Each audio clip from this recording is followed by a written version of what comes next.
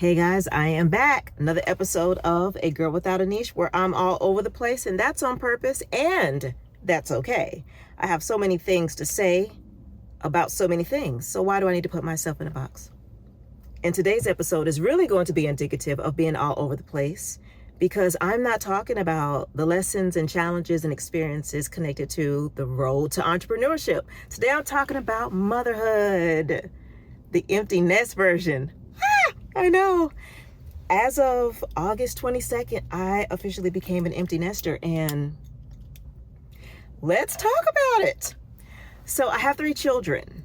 I have 2 boys and a girl in the middle, and each experience was different. With my oldest, I was super excited about dropping him off to college, and I did think I was going to cry a lot, but I ended up not feeling any type of sadness on that day because I was excited for him to experience what I knew to be some of the most amazing days and moments of my life. I met my best friend in college, and I mean, come on.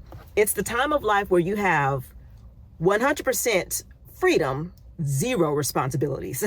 You know, like I would go back if I could, but I was excited for my son to experience that. And the other thing is, because he was the first, it was a family endeavor. His younger 2 siblings came along to move him in alongside his godfather, the BFF that I met in college.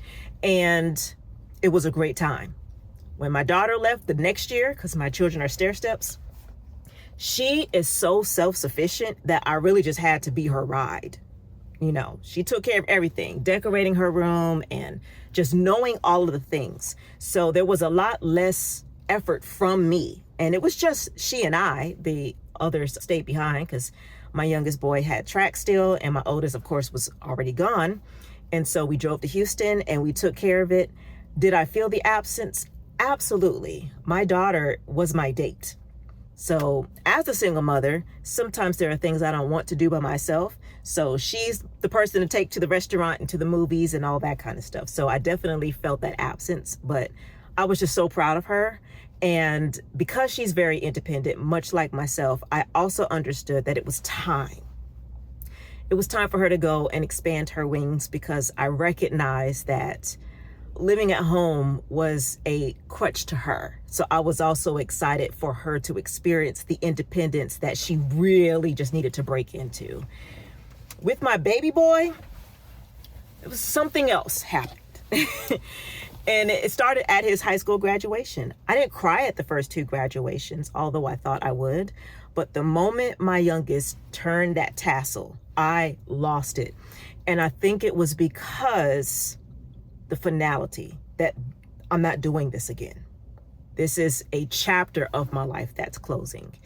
And the same thing happened when I got back in the car to head back home from having dropped him off. As cool as it was to see the dorm where I once lived remodeled, and knowing that my son is going to be living in that same dorm, and look at the campus and how much it's grown and changed, but also know the back ways to the different spots because I lived there 20 years ago. Taking him and leaving him was a different experience because I'm not coming back to motherhood the way I knew it. And I know that this changes forever. The day I left for college, my relationship with home from my parents changed forever. I fell in love in college. I ended up marrying that person and we had children. And I ended up moving to another city. I never lived in El Paso again as far as my permanent residence and my males going there. So I also recognize that this is also a little bit more final because, yeah, I'm an empty nester. And for a moment there, I never shed a sad tear, but I shed a lot of tears because somewhat uncertainty, like when you spend your entire life doing things so other people can be okay, and now I'm just doing things, it's weird. So it was just like the shock of, I don't have to do anything.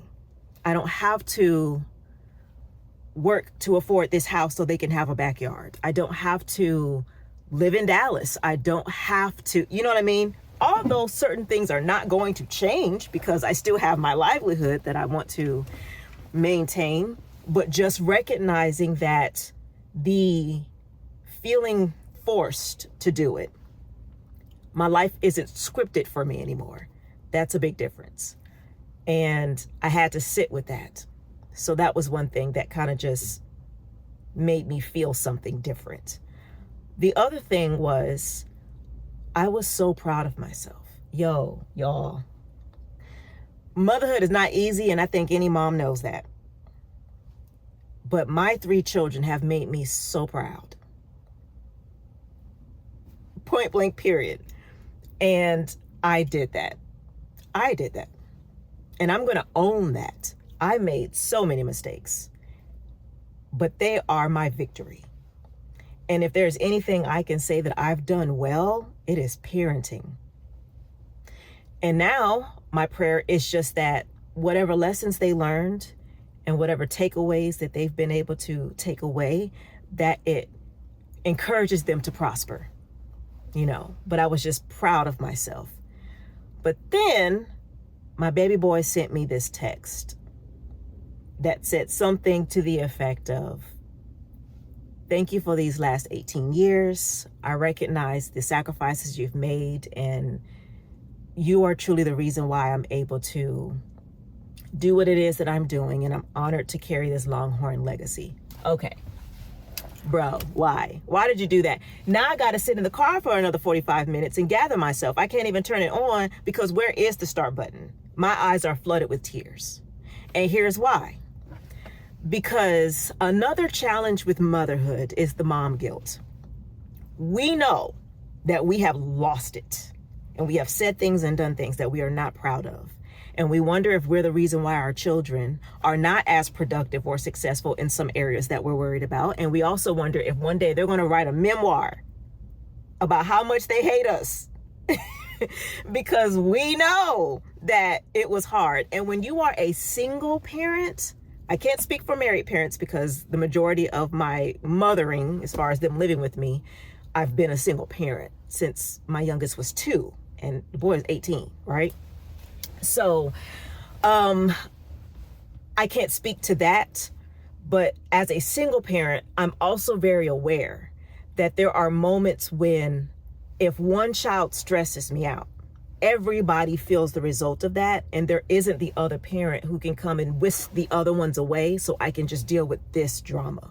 Everybody's impacted by it. So one bad grade means everybody is in essence grounded because now we got to deal with this one bad grade. And because I can't divide myself, we're all at the parent conference or we are all dealing, everybody hears the argument. Everybody hears it. And there's no escape from that. So there are moments where I have personally felt really bad and guilty over the fact that when I'm stressed, everybody is punished for that. And because it's 3 children and it's just you, sometimes I'm always stressed. And then sometimes there's projection. Sometimes the stress that I am exuding has absolutely nothing to do with motherhood. It might be work. It might be the fact that I've gained so much weight and I feel bad about it. So at the moment where I've just tried on an outfit that I can't wear, somebody comes in and says, hey mom, can I? You're like, don't ask me nothing, right? Whereas if there were another person or another parent there, they could ask that person because they already can read my body language that I'm not the one right now. So you feel bad in those moments. You also think about how much of a joy it's been just to watch their journey. But you also remember how much you complained during the forming of that journey. Like, another 2 hours of sitting in the car waiting for you to get out of practice, or another dollar spent on something that I really didn't plan for, prepare for. And sometimes those complaints are articulated very loudly, and you just wonder if your kids feel like you loved them. So for my son to acknowledge that he knows that I loved him and that he honors me for being why he's where he is, it was very touching. Okay, hold on. Let me get this together. Okay, and we're back with the glasses so I can fix my life. But yeah, that was very touching. And so in that moment, I just was filled with emotion because I was grateful that he was grateful. And there's nothing better than for your kid to know that it was all for them and that it mattered to them. Yeah, that was beautiful. So I'm also a girl without a niche emotionally because I'm all over the place. I'm proud. I miss them. I'm nervous for me because what does it look like now? What does it mean now? And then just, adulthood has its challenges too. And I'm entering into a phase in life where some of their pains and some of their challenges, I can't rescue them from that. Like, this is not the parent conference phase where I can go and challenge a person for how they treated my kid. Now my kid has to challenge it. And the challenges are bigger. It's the job rejection. It's the breakup. It's the own self-image. It's all of that. So sometimes as a parent, you just worry about the what ifs.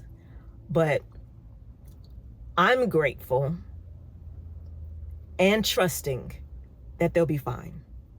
We serve a big God and he hasn't failed us. So I trust that he will begin to form a deeper connection with them as individuals, as opposed to them just living the gospel that I've lived or experiencing the covering that I've provided. Now they get to form the own version of self-acceptance and self-worth, work ethic, figure it out, And I'm excited for that, for them. I'm also nervous about that for them. But yeah. Okay, on a lighter note, some of the things that I experienced in the first few days of empty nesting is, my grocery bill is the bomb. When I tell you I ordered $42 worth of groceries and that's gonna last me. I should say that I really just eat ingredients. Give me an avocado and some chives and some shredded cheese and that's a whole meal as far as I'm concerned. Don't come from my health.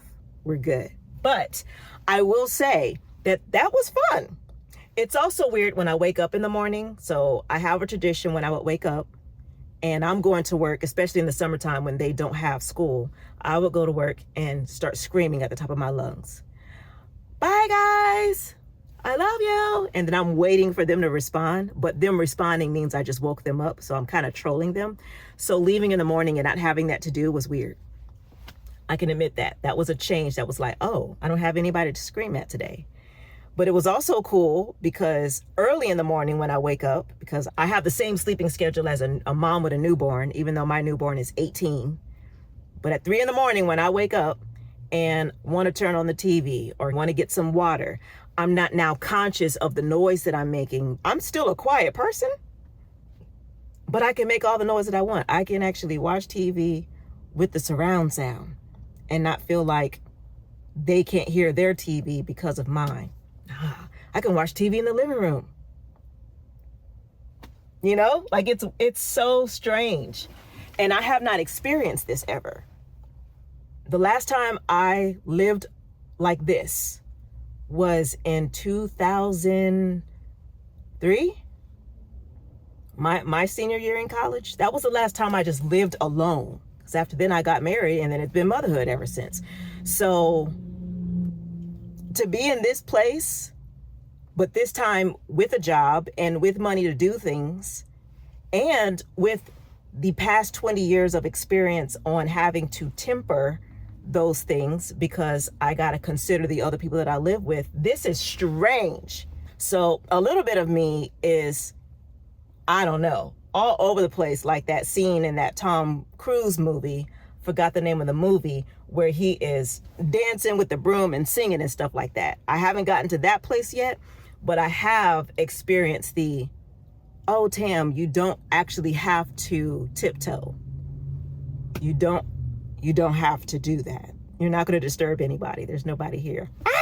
There's no, wow. It's weird. It's weird. And speaking of the noises that I can make, I had every intention of making this podcast episode at home last night because now I don't have to be quiet. Yet you see that you are here with me in the car. And why is that? Because I had to watch the reunion episode of Love Island. And by the time I was done watching the reunion episode of Love Island and then talking to my daughter about said reunion episode, I was tired. And so here we are in the car again, but it's okay. It's okay because we got to say what we got to say. So all of that to say, I am proud of my children and I am proud of my children's mama. Yeah.